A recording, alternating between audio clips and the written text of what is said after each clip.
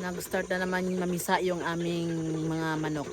Bale ano na yun, pangalawang nilagay namin na itlog. Kasi nung unang nilagay namin na itlog, namisa. So, tinanggal na namin yung sisyo. Tapos ngayon, naglagay kami ng panibawang itlog. Ngayon ay namisa na naman. Bale second time na, namisa yung mga manok.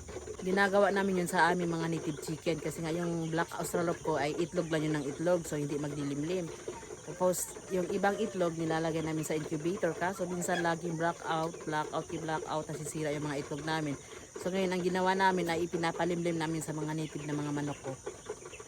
Yung nakaraan, napakadaming itlog dito. Ayan, ito, panibago na naman. Kasi yung nauna na nilagay namin dito ay pinalimlim na.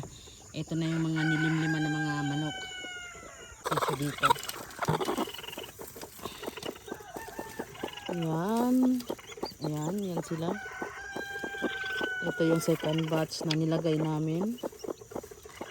Meron pa dito. Ayan, may namisa na rin dito. Ayan. May nag-crack.